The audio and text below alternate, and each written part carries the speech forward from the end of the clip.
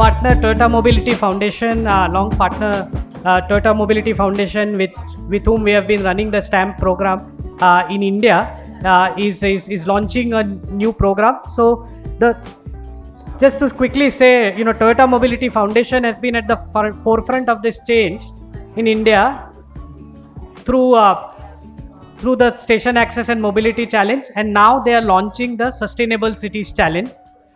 So I would like to call on Pras Ganesh, Executive Director of the Toyota Mobility Foundation. Pras has been a very strong partner for us, and he's going to talk about the Global Sustainable Cities Challenge that they're going to just launch.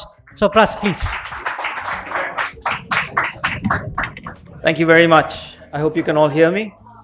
So thank you all for coming today, and thank you for giving me this opportunity to introduce what we call the Sustainable Cities Challenge. Today, maybe before I get into the content, this is something that we're very excited about, but before I get into the content, maybe a lot of you know about Toyota as a company, but are not so familiar about Toyota Mobility Foundation. So give me a minute just to kind of run through a bit of details related to Toyota Mobility Foundation. Can we have the slides on, please? The Toyota Mobility Foundation is actually an independent foundation that's been created by the company Toyota, but it's completely independent and works on trying to solve social problems related to mobility. The mission that we have for Toyota Mobility Foundation, very simply said, is how do we try to get more people to go to more places? And what we mean by that is how do we really enable mobility for all? Because we think that mobility is absolutely critical in order to give opportunity. When we think about the history of the last century, if you think about education, or you think about employment, or you think about healthcare, mobility is integral for all of these kind of elements. So we know that we have to support mobility and try to ensure that more people have access to mobility. The way we follow on these kind of overall, the vision that we have related to mobility is based on these three guiding principles. We believe that whatever project we do, it's about leaving a legacy. It's not about just doing some grant funding and leaving, but it's about trying to ensure that we leave a capacity, we leave the legacy of whatever project we are working on. Secondly, it's about trying to have innovation. We believe that innovation can solve a lot of problems. And thirdly, it's about collaborating with the right people, as we have with the World Resources Institute in India for the last 7-8 years. And fundamentally, we try to look at two types of problems. The first one, we do believe that when it comes to mobility, of course, mobility is something that has done a lot of good, but it also can cause some issues. So we have two broad pillars that we focus upon within that. The first one is how do we work on matching the demand and supply for mobility? So for example, if you see an issue where there is too much demand and too little supply, it's probably about creating the supply. Or if it's too much supply and too little demand, it could cause issues like congestion. It could cause other kind of problems as well, which we try to solve. And similarly, we try to look at personal mobility. So people who don't have appropriate access to mobility, it could be for the underserved, it could be for people with lower limb disabilities, it could be for the elderly. How can we try to solve and create mobility opportunities for these people under the principles of carbon neutrality and resilience? And we've been doing projects pretty much all over the world. And in fact, next year is our 10th anniversary. So we've been running now for 10 years. And if you see, we have projects that are in the Americas, we have projects in Europe, we have projects in Japan. And we've done multiple projects in Asia. We've actually got projects in Thailand, in Indonesia, in Malaysia, and Vietnam. But our longest running project has been in India, what we call STAMP. And we will talk a bit more about it in sessions later. So it's not that I'm trying to tell you, but there's going to be a good session upstairs in an hour. So I hope you guys can join us there. But today what we wanted to talk about is not really about the past and what we've done, but about something very exciting and something that we are planning to introduce going forward, which we call the Sustainable Cities Challenge. So allow me to take you very briefly and explain what the Sustainable Cities Challenge is by beginning with a short video. Cities of all sizes are constantly evolving. As cities grow and adapt to a changing world, the need for innovative mobility solutions has never been more important. That is why the Toyota Mobility Foundation has launched the Sustainable Cities Challenge. This $9 million global challenge will see cities and innovators from around the world work together to enable safe, inclusive, sustainable mobility solutions that could transform the lives of millions of people. The Sustainable Cities Challenge is open to cities all over the world. By entering the challenge, cities have the opportunity to have innovators from around the world tailor solutions to address their local mobility barriers. The challenge offers the opportunity to unlock up to $3 million in innovation funding per city. The deadline for entries is 18 September. Visit sustainablecitieschallenge.org to find out more.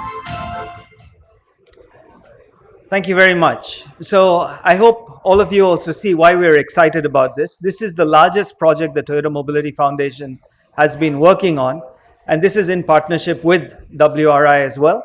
So allow me to just take you and explain a bit more in terms of the objective and the themes that we will be focusing upon.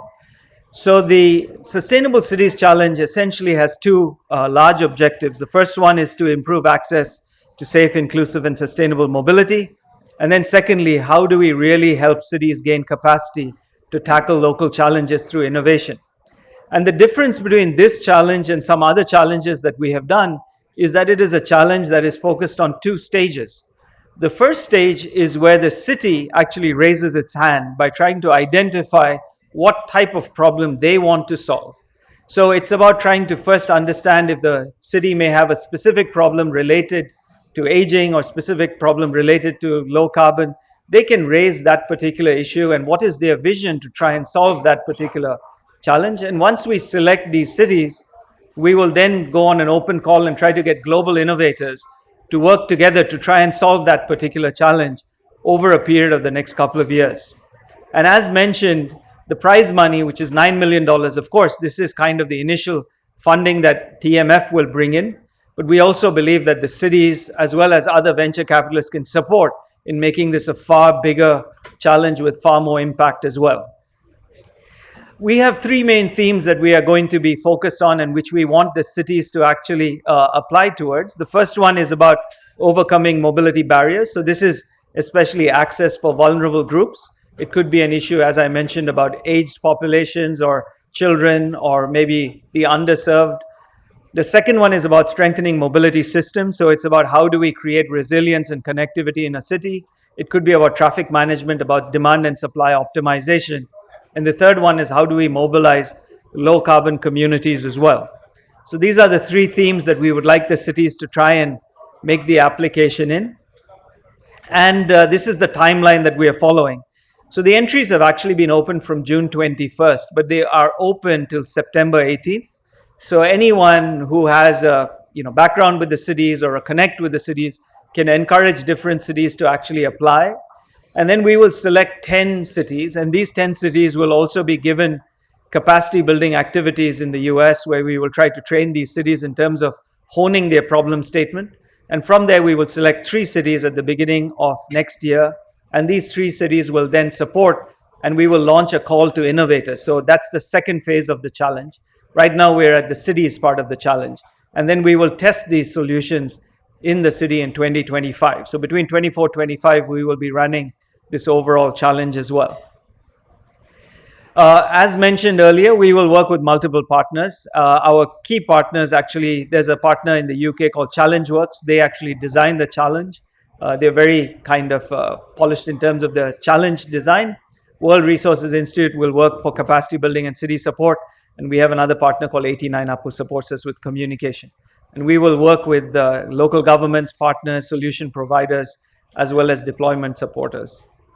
So these are the details. Again, I really would like to urge all of you to look at this, see if there is some interest in this, or see someone, if you know someone, please make sure that you are able to encourage them to check out sustainablecitieschallenge.org. And then we look forward to working with you guys as well. So that's it from me. If you do have any questions, I'm happy to take that, but thank you very much. We already have an overheated planet, in the intensive care unit. So why is this program so, kind of procrastinated rather than, in a flat maybe 2 months? So what we have done projects in multiple cities. So first of all, yes, you are right. We have to take actions as quickly as possible. But the problem is whenever you are trying to actually make sure that the the capacity is built, when you're trying to actually solve the problem on the ground, you need to ensure that you're able to implement the idea. We can do a very quick ideation contest, but we're not talking about an ideation contest. We're talking about implementation. If you want to do like we've done with the stamp challenge, we've been working on the stamp challenge now for 8 years. And the point is not about just doing a photo opportunity and cutting a ribbon and saying, see, we've done something. But it's about making sure we implement the solution on the ground, we test it, we understand what works, what doesn't work, and then make sure it's sustainable. So that's our thinking. Can you suggest that COVID set a precedence of how protocol can be driven for stopping health hazards? We are not dealing with mobility as a luxury. We are dealing with mobility as a health hazard of humongous proportions. 18 people die on the roads just in India every hour. More people than who died on India-Pakistan wars or India-China wars. So can we take the seriousness and the urgency, especially coming from Toyota, which is such a marquee brand, the Toyota and rest of the automobile industry? I think we take it seriously. So I don't think there is any intention to take it lightly. We take the issues very seriously. We work on these issues very deeply.